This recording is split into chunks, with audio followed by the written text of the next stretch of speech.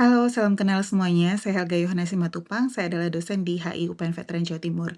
Nah, semester ini saya mengajar satu materi, yaitu Competitive Strategy Theory yang dibawakan oleh Michael Porter.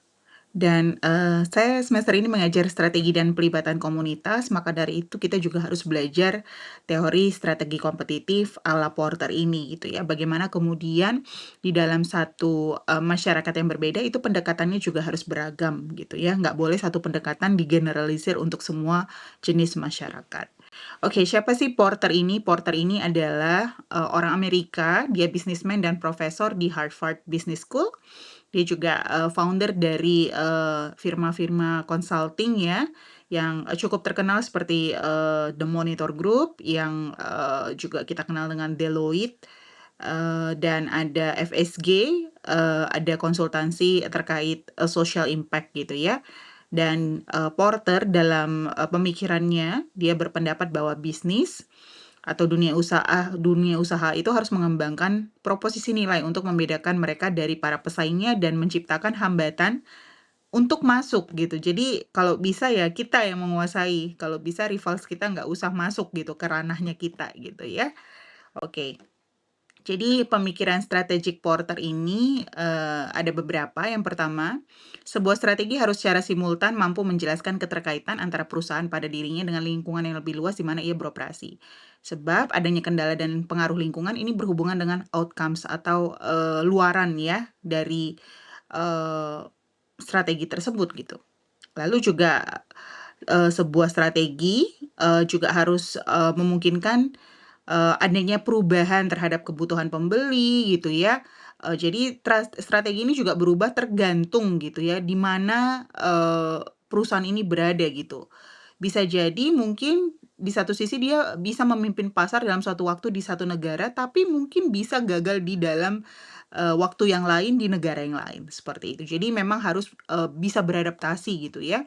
Lalu yang ketiga, sebuah strategi harus menyediakan ruang kepada perusahaan untuk tidak hanya memilih antara pilihan yang jelas, tapi juga membuat sesuatu yang baru, membuat inovasi gitu ya. Dengan kata lain, terbuka terhadap kreativitas dan inovasi untuk melahirkan strategi alternatif kalau saja strategi yang sebelumnya itu tidak cocok diterapkan. Dan yang keempat, keberuntungan berpengaruh penting terhadap bagaimana mengembangkan sebuah teori strategi. Terdapat aspek-aspek lingkungan yang tidak bisa diukur. Kadang kalau kita lihat misalnya ada persepsi masyarakat terhadap satu hal, nah lalu juga mungkin karakteristik leader di sebuah negara gitu, itu juga ya memang nggak bisa diukur gitu ya, tapi itu menentukan. Jadi faktor-faktor ini juga harus bisa difasilitasi kemudian ya, seperti itu. Oke, nah kita lanjut. Ini ada Porter's Five Forces gitu ya. Yang pertama adalah rivalry of competitors gitu ya. Jadi adanya, ya ini saya urutkan aja ya mungkin ya. Dari potential of new market entrance gitu. Jadi menurut Porter ada 5 kekuatan kompetitif yang menentukan kekuatan industri. Yang pertama, potential of new market entrance. Jadi ada pemain baru potensial. Bisa jadi ketika kita menciptakan satu produk, ada pesaing lain yang juga pemain baru yang kemudian berpotensi mungkin dari sisi harga dia lebih murah, dari sisi produk variannya lebih banyak dari kita gitu. Jadi kita juga nggak boleh menafikan kehadiran mereka gitu ya. Yang kedua adalah supplier strength. Jadi bagaimana kemudian ada kekuatan dari pemasok gitu ya. Lalu ada customer strength. Ini daya beli dari si customer gitu atau pembeli atau konsumen. Lalu ada threats of substitutes, ada substitusi, mungkin ada barang penggantinya, ketika mungkin barang kita dirasa cukup mahal atau dari sisi ketersediaan cukup langka, mungkin ada substitusinya. Lalu ada rivalry of competitors, jadi ada pesaing dalam industri. Jadi ya mungkin mereka bisa menciptakan sesuatu yang lebih inovatif dengan harga yang lebih murah, dengan varian yang lebih menarik gitu, dengan warna-warna yang mungkin lebih disukai oleh masyarakat tertentu gitu ya. Nah, ini juga bisa menjadi salah satu faktor yang menentukan kekuatan sebuah industri gitu. Nah, jadi rivalry among existing competitors ini juga ya ini sebenarnya adalah ketika kita ngomongin tadi ada 5 gitu ya, yang rivalry of among existing competitors ini, menurut saya yang paling, harus mudah, kita untuk petakan siapa saja pesaing-pesaing kita yang sejenis gitu ya. Karena ini yang akan menentukan kemana selanjutnya industri ini mau dibawa gitu ya. Jangan sampai kehadiran pesaing itu membuat industri kita mati gitu ya. Ada banyak sekali indikatornya, teman-teman bisa lihat di sini. Jadi, ada misalnya trends of new entrants, ada apa ya, misalnya brand loyalty gitu. Ada orang-orang yang karena udah cinta banget sama brand itu gitu ya, jadi nggak mau ganti ke brand lain gitu ya. Nah, lalu misalnya, bargaining power of buyers gitu ya, misalnya kalau kita lihat ini ngomongin soal harga, price sensitivity misalnya gitu. Jadi si ini juga, industri juga buyers juga punya daya tawar gitu, melihat harganya mahal dia juga mungkin bisa beralih ke produk lain.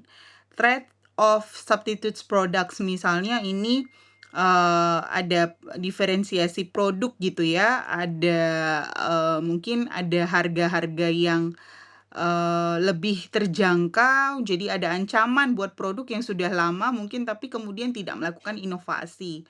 Lalu ada bargaining power of suppliers gitu ya, jadi bagaimana kemudian, adanya kemampuan perusahaan untuk, melakukan substitusi gitu ya. Karena, supplier banyak, bagaimana kemudian kita punya, posisi tawar gitu ya, untuk kemudian melihat mana nih yang cocok dengan selera masyarakat gitu ya. Dan yang terakhir itu yang, rivalry among existing competitors, itu adalah misalnya, begitu banyak kompetitor untuk produk sejenis. Misalnya kita produksi makanan gitu ya, misalnya yang gampang deh makanan cepat saji. Banyak sekali gitu, apalagi kalau kita lihat sekarang banyak adaptasi produk-produk lokal. Bagaimana kemudian kehadiran industri-industri besar, misalnya di industri fast food ya, seperti KFC, McDonald's gitu ya, atau AW gitu. Itu bagaimana kemudian,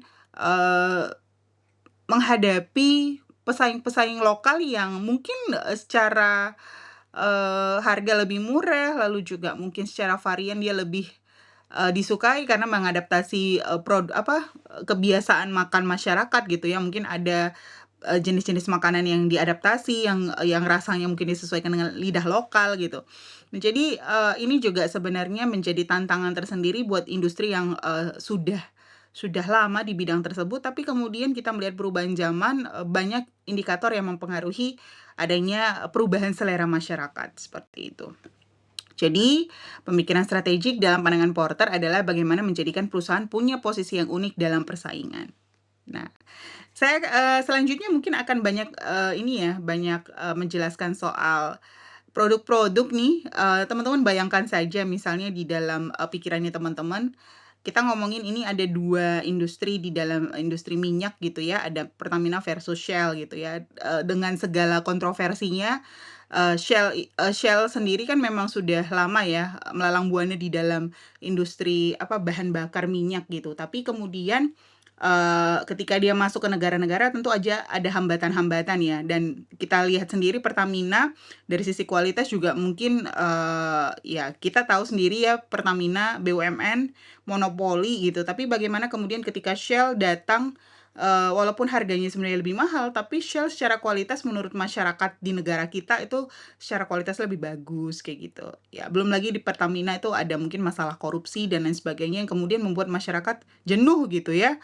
Belum lagi yang katanya dioplos lah gitu. Jadi, ini juga, bisa menjadi bumerang tersendiri baik untuk Pertamina maupun Shell.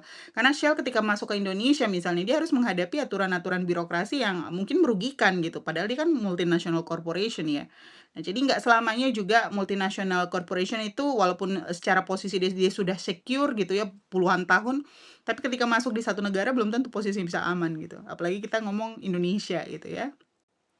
Nah ini yang gampang nih, saya tanya mahasiswa, apa nih fried chicken yang ada di, Surabaya gitu ya, Sabana gitu ngomongnya.